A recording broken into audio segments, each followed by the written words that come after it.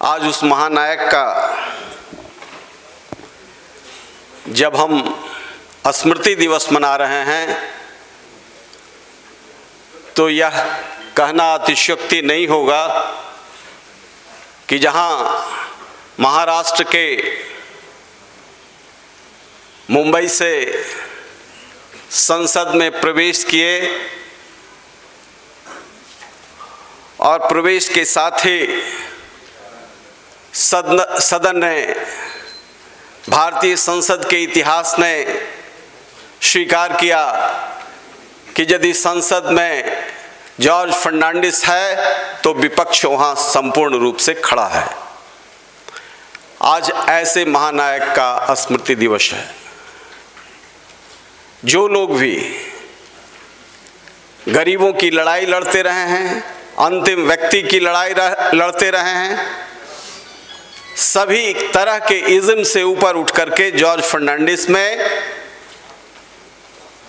वह व्यक्तित्व देखने का काम किया है जो लोकतंत्र और अंतिम व्यक्ति की लड़ाई का प्रणेता के रूप में उसे देखा है।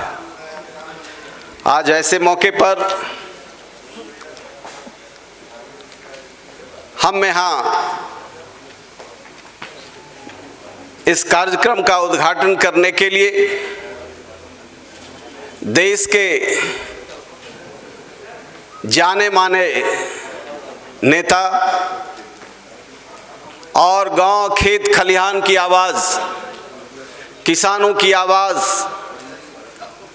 शरद पवार जी का हम अभिनंदन करते हैं, स्वागत करते हैं।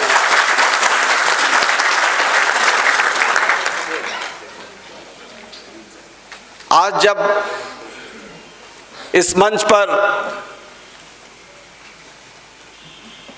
कोई जाम साहब पूर्व मुख्यमंत्री यहाँ बैठे हैं, हम उनका भी अभिनंदन करते हैं, स्वागत करते हैं।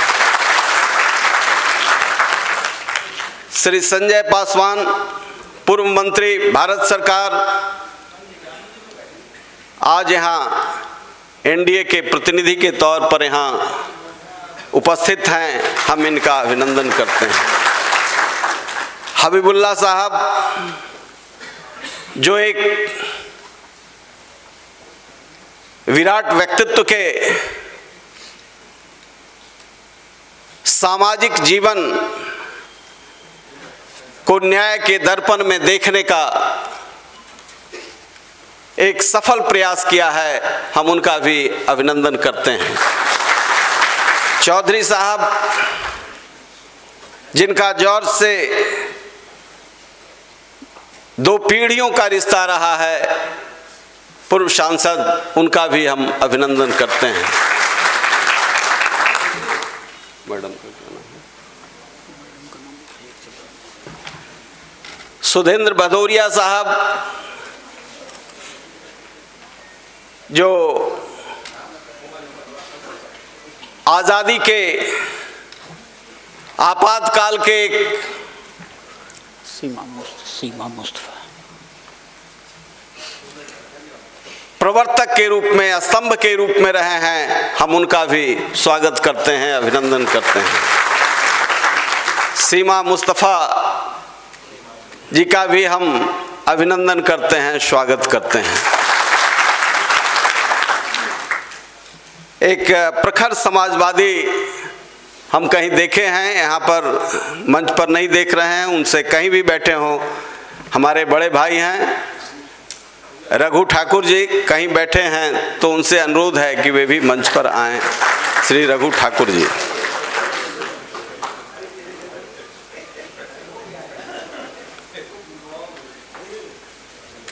और डायनामाइट कांड के प्रथम आरोपी के विक्रम राव भी आए हैं, उनसे भी अनुरोध है कि वे मंच पर आएं। 2 कुर्सी रखो।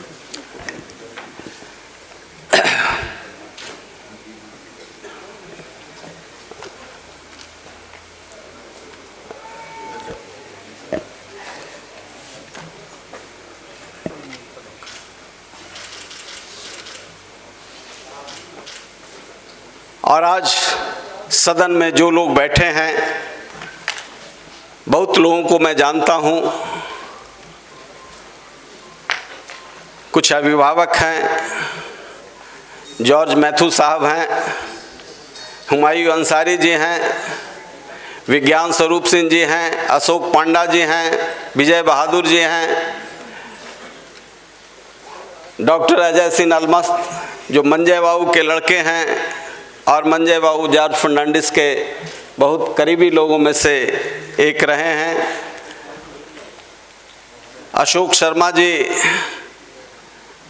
हैं, तमाम यहाँ साथी हैं और नौजवान साथी हैं, नई पीढ़ी के भी लोग हैं। हम सब का अभिनंदन करते हैं, क्योंकि नई पीढ़ी को जॉर्ज को जानना आवश्यक है। हम जॉर्ज को 5 बार बिहार से सांसद रहे हैं।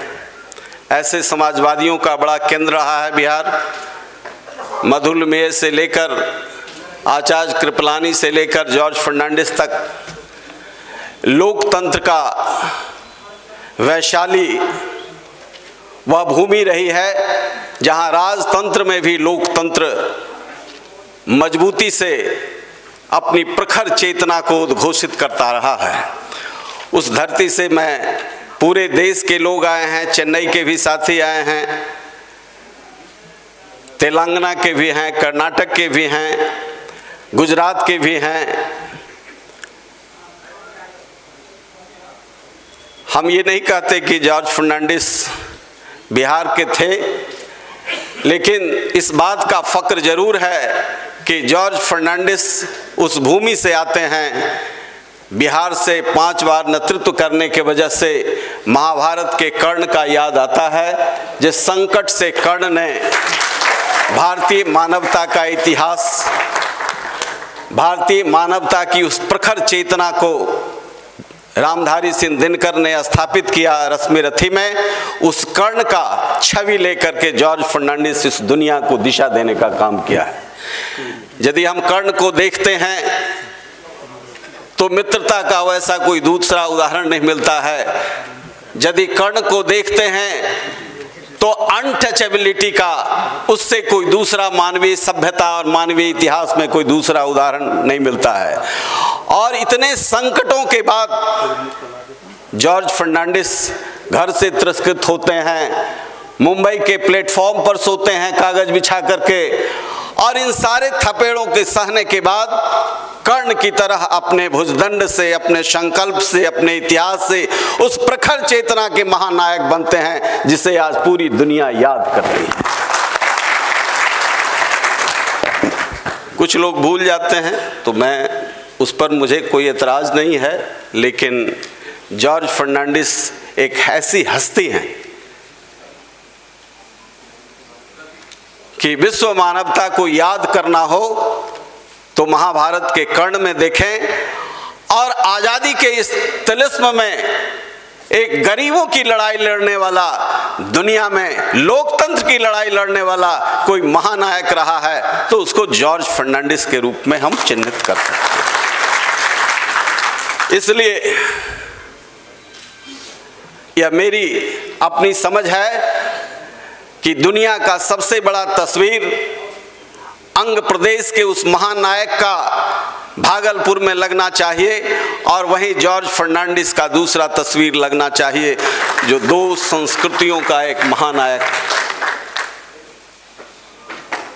और इसी संकल्प के साथ मैं कार्यक्रम को आगे बढ़ाता हूं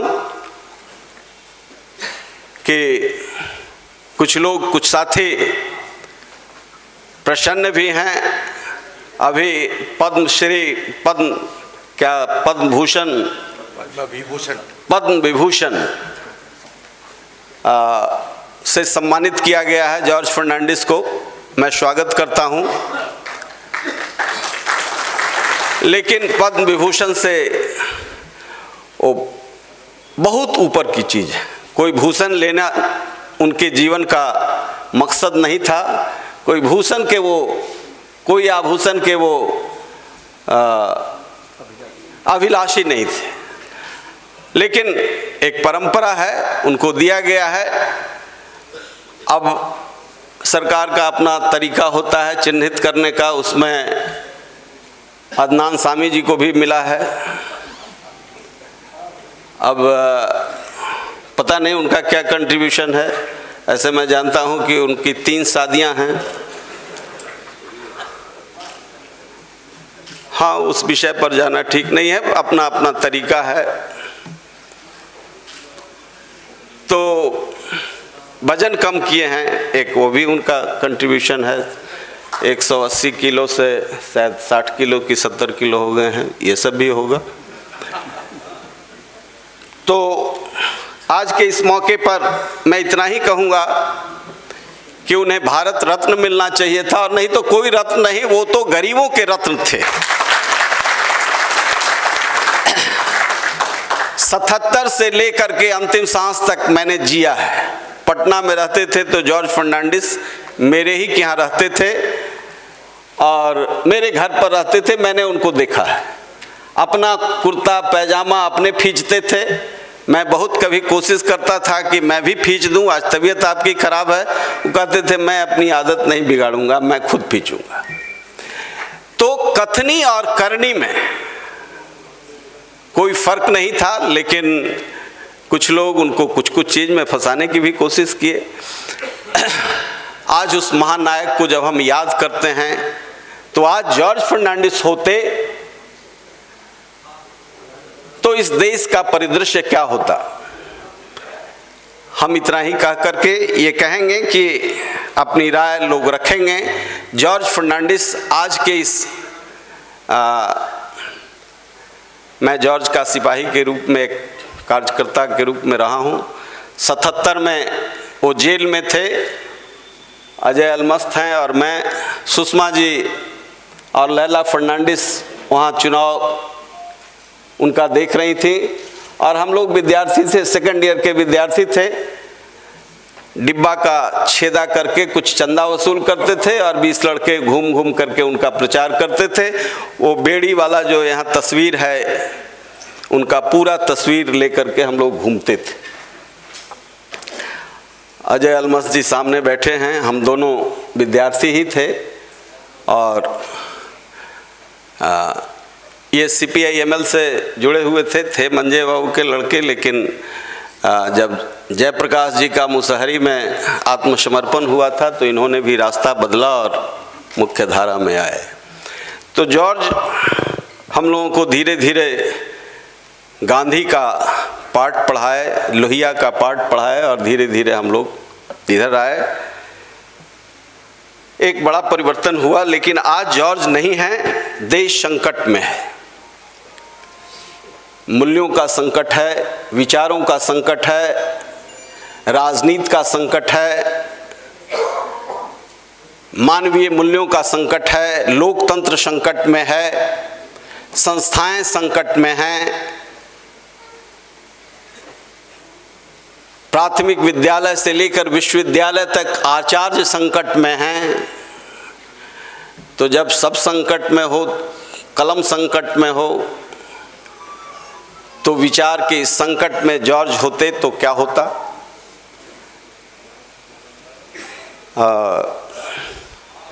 मैं चूँकि शरद पवार जी को कहीं जाना भी है और इसीलिए उनका उद्घाटन भाषण होना है, मैं कोई विस्तार से चर्चा नहीं करूँगा। एक उनके इस प्रथम स्मृति दिवस पर सोवीनियर का भी प्रकाशन किया गया है और कुछ चुने हुए आलेख उसमें डाले गए हैं। मैं समझता हूं कि खासकर नई पीढ़ी के लोग उनको समझेंगे। जॉर्ज जैसा लोग 100 साल में भी पैदा नहीं होता है। जॉर्ज एक विचारधारा थे। जॉर्ज शरीर छोड़े हैं, उनका विचार अनवरत इसी तरीके से अपने इथीरियल कॉन्सेप्ट के साथ हम आप सब लोगों के मन पर सवार होकर के जिंदा रहेंगे। हम कितना कर पाते हैं यह समय बतलाएगा, लेकिन जॉर्ज अमर हैं।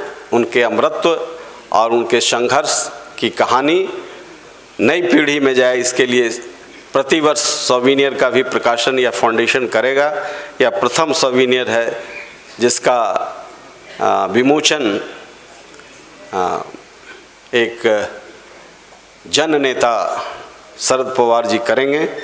उनसे अनुरोध है और लोगों से, आप करवाएंगे, मैं अनाउंस करूंगा। और ये सबके हाथ में इसकी कॉपी जाए। मैं अनाउंस करूंगा। जी जी, ठीक ठीक ठीक ठीक। और लाइए ना।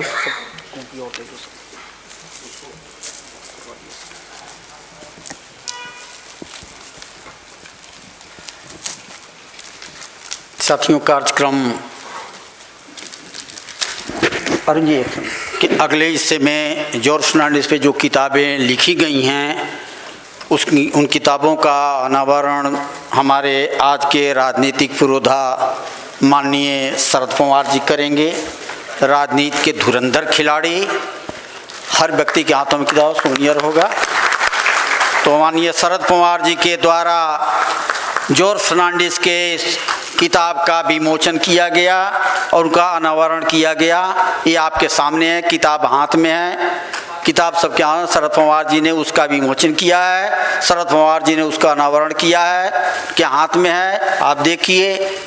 एक जुझारू संघर्षशील नेता का ऊपर लिखी गई किताब का विमोचन, उसका अनावरण एक ऐसे व्यक्ति के द्वारा किया गया जो मैं ये तो नहीं कहूँगा कि राजनीति के आज के चाणक्य हैं, क्योंकि चाणक्य जो हैं उसकी बातें आप जानते हैं, तो हम राजनीति के चाणक्य नहीं कहेंगे, लेकिन राजनीति के पुरोधा आज की वर्तमान राजनीति में शरद पवार जी जरूर हैं। धन्यवाद शरद पवार जी जिन्होंने जॉर्ज फर्नांडिस के किताबों का विमोचन किया।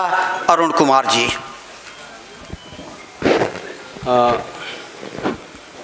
अशोक शर्मा जी से अनुरोध है कि आएँ, वे मंच का संचालन करें। और मैं अनुरोध करूंगा माननीय शरद पवार जी से कि आएँ और इस कार्यक्रम का विधिवत उद्घाटन भाषण के साथ करें।